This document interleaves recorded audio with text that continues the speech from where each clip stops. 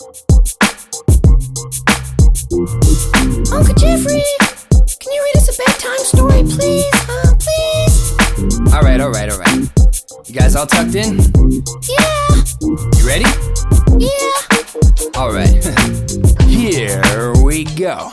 It's the story of a rich old man, January. He's still a bachelor at 60, but now he plans to marry and he's looking for a beautiful young wife, which is an option for rich old geezers sometimes. See, January was one of those secularists, which means he had no control over his sexual urges. He couldn't say which was better, getting laid or getting paid. He just knew when he was getting one, the other would get away, but then he changed. Whether from religious sensibility or whether he just got thick-headed from senility, I can't say. But suddenly he wanted it. January became a dedicated monogamist instead of a misogynist, treating women like objects. It's funny how our attitudes change with our prospects, yeah. Marriage is a beautiful thing, especially for those who are too old to swing. That's when it's nice to just stay home with your wife instead of chasing waterfalls cause it's cold outside. Take my advice.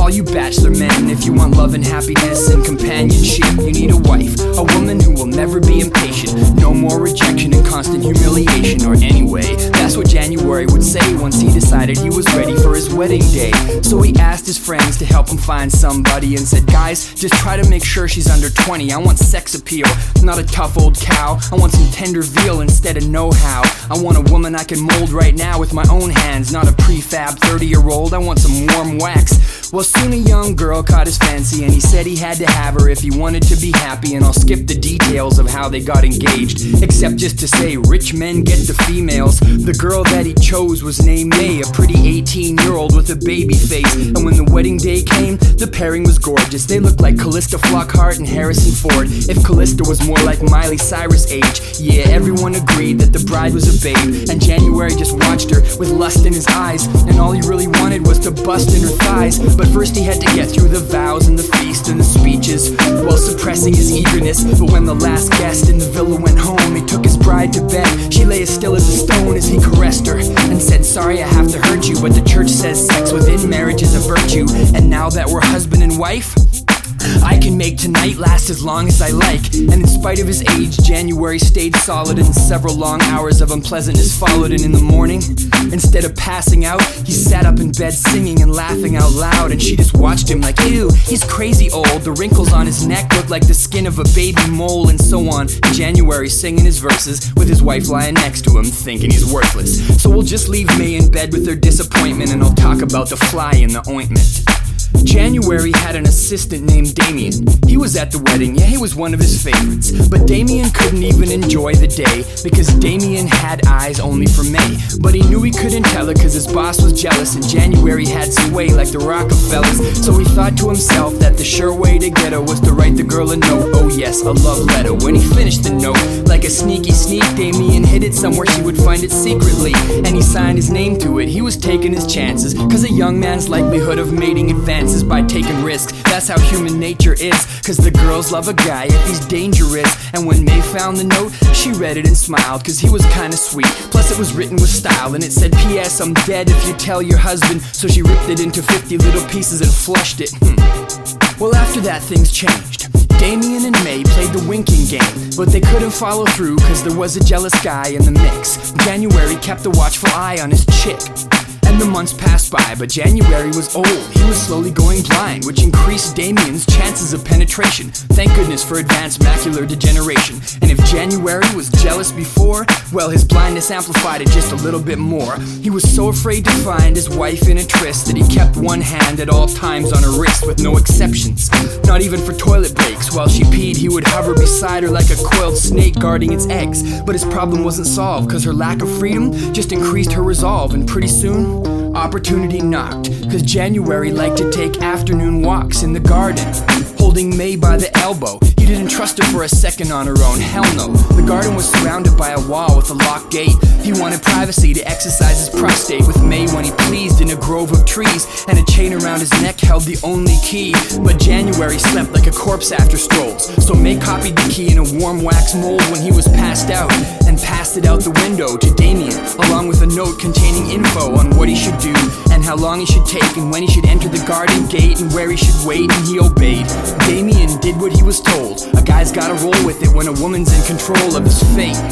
And the very next day, January awoke with the sun on his face. He couldn't see it, but he knew it was a beautiful day. So he said, let's take a walk in the garden, May. She said, okay, and dutifully walked beside him. And when they passed through the gate, he locked it behind him and said, now there's no one here but you and me, woman. But Damien was there. She could see him, but he couldn't. He was sitting up in a tree, according to plan. And as she walked with her husband, she was holding his hand and saying, babe, I don't get it.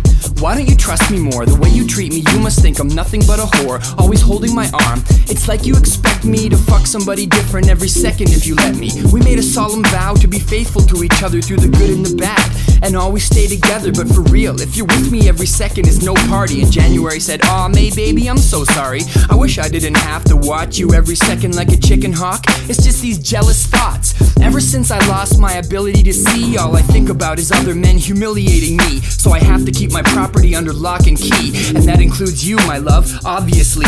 I want to set you free, but I'm afraid of human nature. By keeping you with me, I'm saving you from temptation. And May said, oh well, I guess that's fair. Ooh, look up in that tree, such delicious pears. Oh, please let me climb up and pick some for us to eat. You can guard the base of the tree if you don't trust me. And he was kinda hungry, so he held the tree's base and said, okay, but don't tell me you never get free space. And for the precious folk, forgive my bluntness, but Damien just lifted up her skirts and thrust in. May and Damien sitting in a tree, F-U-C-K-I-N-G, like a couple of animals with her jealous husband obliviously guarding the trunk of it down below. Now it's time for a sublime suspension of disbelief, cause here comes divine intervention.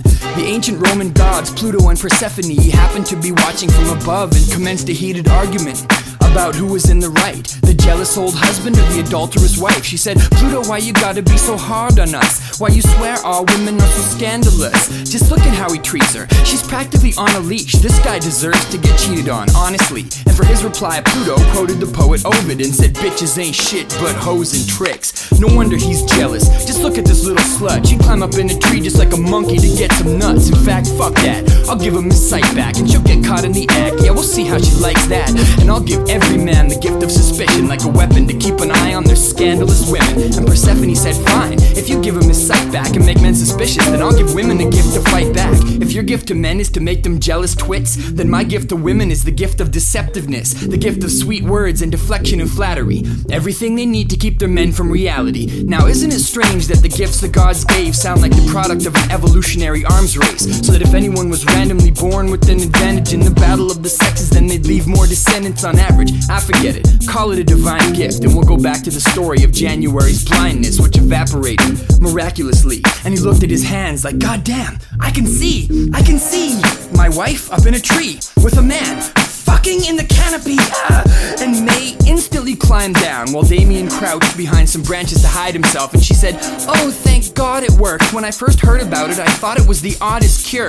Cure? He said, but you were bent over a branch with a man. She said, no, that was an interpretive dance. There was a man, but now he's gone, see? No man in the tree, it's just you and me, and you can see. So you shouldn't be angry, I just gave you back your vision, baby, you should thank me. It's a new form of alternative therapy. You do an interpretive dance with a man up in a pear tree, and it acts as a homeopathic cure for blindness. It's based on the latest in quantum science. But I saw your dress, pulled up to your chest, he said, and there was thrusting and exposed flesh. And she said, look, you know how you can't trust your sight first thing in the morning until you adjust to the light, right?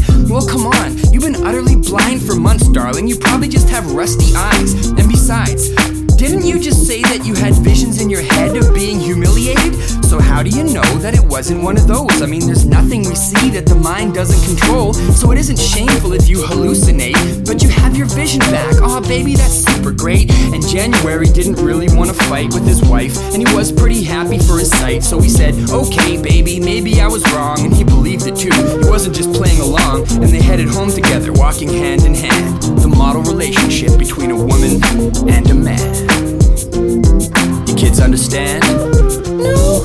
The model relationship between a woman and a man.